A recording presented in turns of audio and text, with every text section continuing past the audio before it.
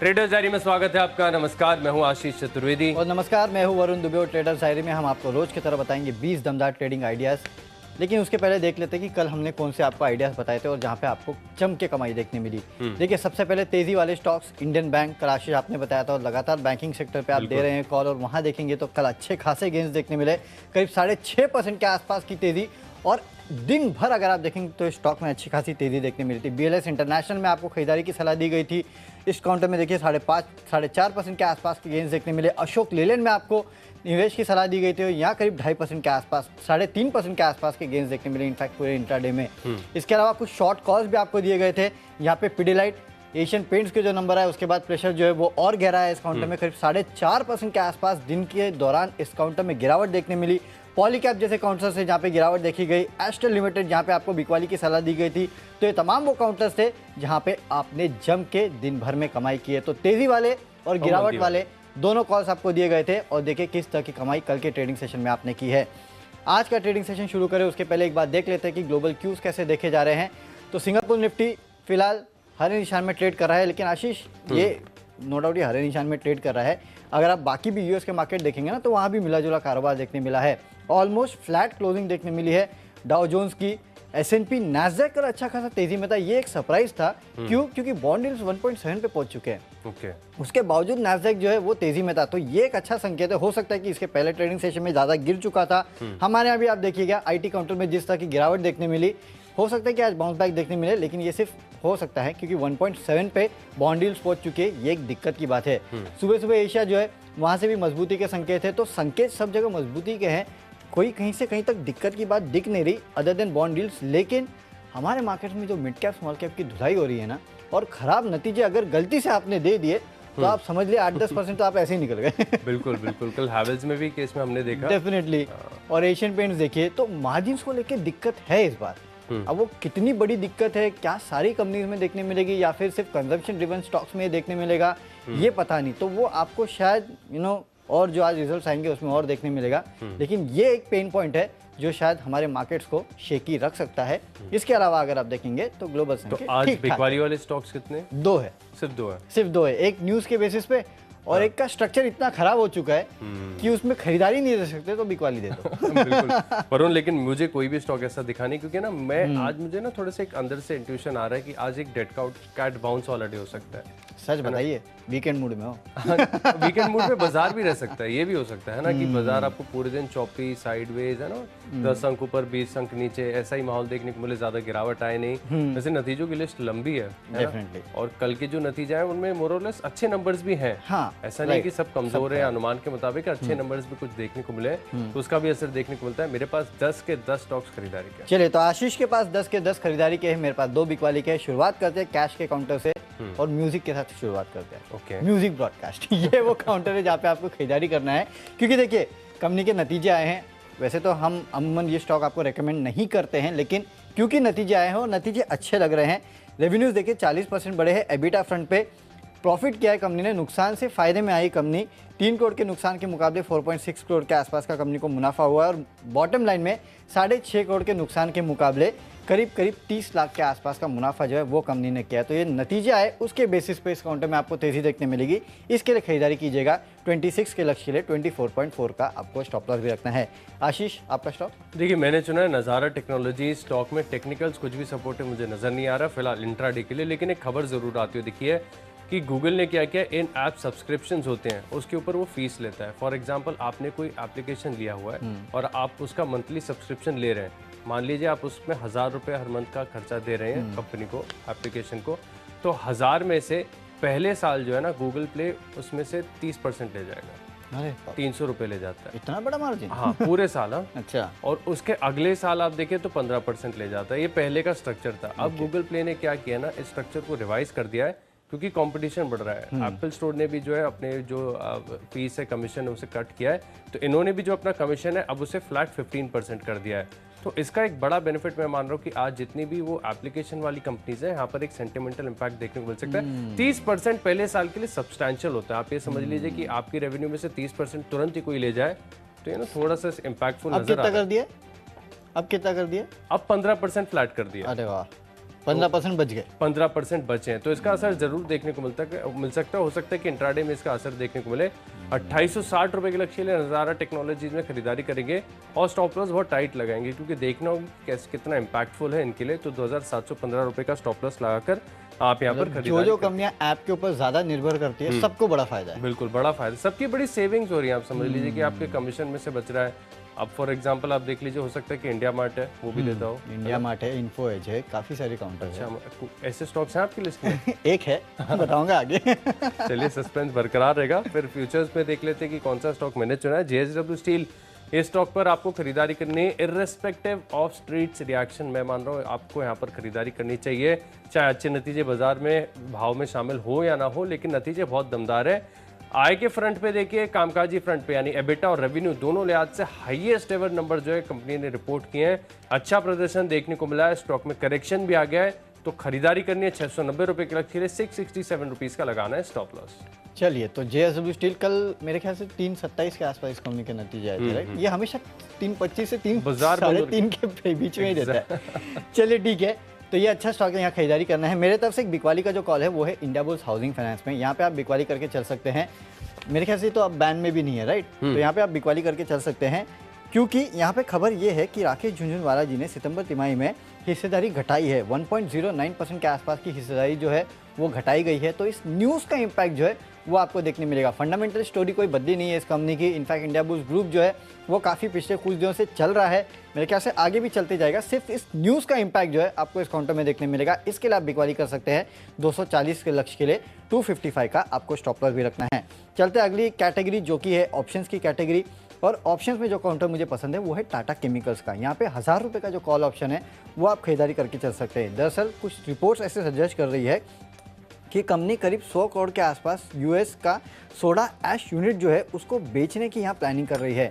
तो इस खबर के चलते इस कंपनी में आज तेज़ी हो सकती है। इसके लिए बेटर है कि आप 1000 रुपये का जो कॉल ऑप्शन है वो खरीद के चलेंगे तो अच्छा मुनाफा आपको हो सकता है। 42 रुपीज़ के आसपास के लक्ष्य के लिए यहाँ पे ट्रेड कीजिएगा। 30 रुपये का आपको स्टॉप लॉस रखना है। और उन देखिए ऑप्शन में मुझे पसंद आ रहे बैंक्स लगातार मैं आपको बता रहा हूँ ना, सरकारी बैंक्स बताई वहाँ पर बढ़िया तेजी आई, प्राइवेट सेक्टर के बैंक्स बताई वहाँ पर इतनी तेजी अभी तक नहीं आई है, लेकिन लग रहा है कि अब आएगी। आईडीएफसी कोटक कल परसों बताया था 5% कल चल गया। मतलब मैंने देखा नहीं है कोटक को इतना चलते हुए। इसके पहले मेरे ख्याल से जब वो प्रमोटर का इशू रिजॉल्व हुआ था तब ये चला था उसका। ऑल टाइम हाई ब्रेकआउट आ गया स्टॉक के अंदर डेफिनेटली। और जितने भी प्राइवेट सेक्टर बैंक्स हैं ना उनकी टेक्निकल्स बहुत सपोर्टिव है। पता नहीं क्यों चल नहीं रहे, थोड़ा सा स्लो चल रहे हैं, लेकिन ऐसा होता है कि बाजार में इंडियन बैंक 6-6.5% चल जाए और क्या चाहिए। सरकारी बैंक्स में तो गजब की स्ट्रेंथ है। मुझे लग रहा है ना बहुत स्ट्रॉन्ग हैंड्स इन्हें अक्यूमुलेट कर रहे हैं। वो चार्ट्स पर आप देखोगे ना वॉल्यूम एक्शन को तो आपको विजिबल होगा कि बढ़िया खरीदारी हो रही है यहाँ पे। चलिए आज के लिए मैंने चुना IDFC फर्स्ट बैंक। 50 रुपए का कॉल ऑप्शन खरीदेंगे, दिन के दौरान आएगी तेजी तो इस स्टॉक की जो ऑप्शन की वैल्यू हो जाएगी 2 रुपये 35 पैसे। 1 रुपये 15 पैसे का लगाना है आपको स्टॉप लॉस। तो चलिए तो आगे बढ़ाते हैं और वरुण से जानते हैं उनकी टेक्नो पिक। ओके, मेरी टेक्निकल पिक है भारत डायनेमिक्स। यहाँ पे आपको खरीदारी करना है क्योंकि टेक्निकली इस कंपनी के जो डायनेमिक्स है वो चेंज होते जा रहे हैं। डबल टॉप अगर आप देखेंगे तो इस काउंटर में देखने मिल रहा है और लगातार इस काउंटर में पिछले कुछ दिनों में तेजी देखने मिल रही है।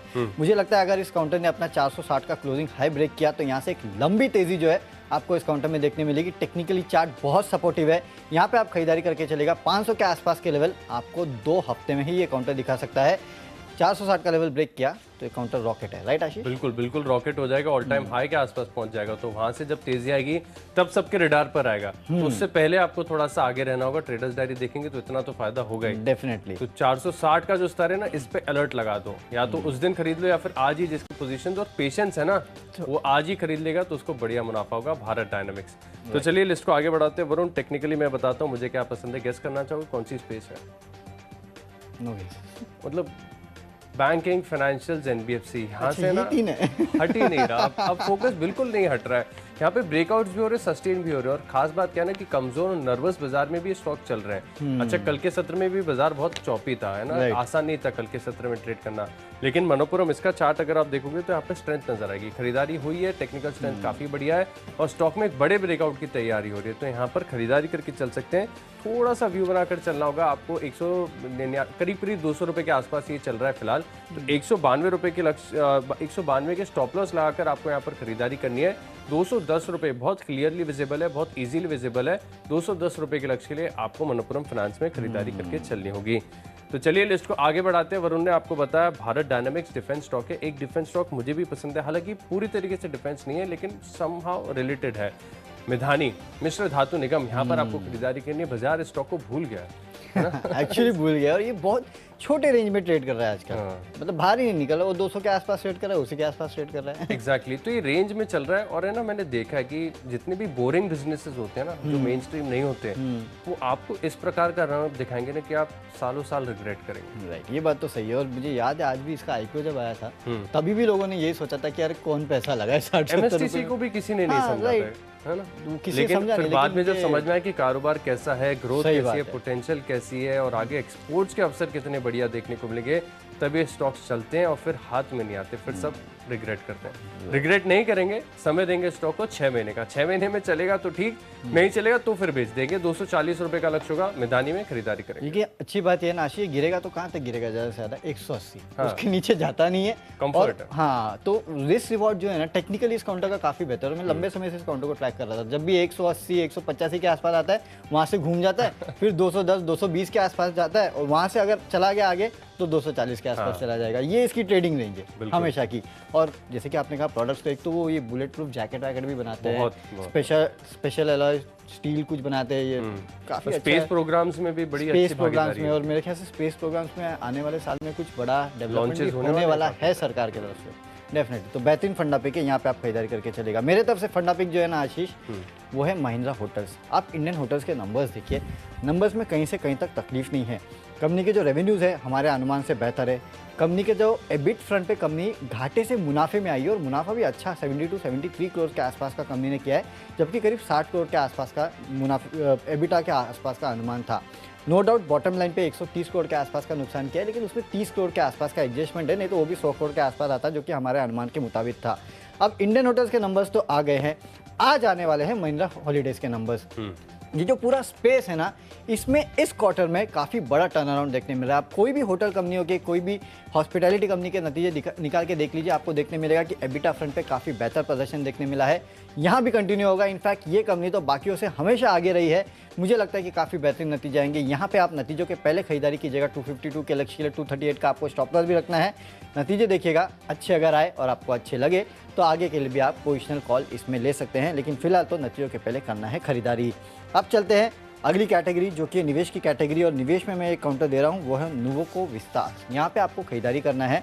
650 के लेवल जो है अगले 6 महीने में आपको एक काउंटर दिखा सकता है। देखिए सीमेंट स्पेस की कंपनी है, और इंडिया की टॉप 5 प्लेयर के आसपास, टॉप 5 प्लेयर में जो है ये कंपनी कहीं ना कहीं आती है। और देखिए वैसे भी सीमेंट स्पेस जो है वो काफ़ी बजिंग है। नो डाउट इस क्वार्टर में सीमेंट स्पेस के जो मार्जिन्स है उसमें थोड़ी गिरावट देखने मिली थी, लेकिन एसीसी के जो नंबर्स आए थे ना, उसमें आप देखिए मार्जिन्स में स्टेबिलिटी थी।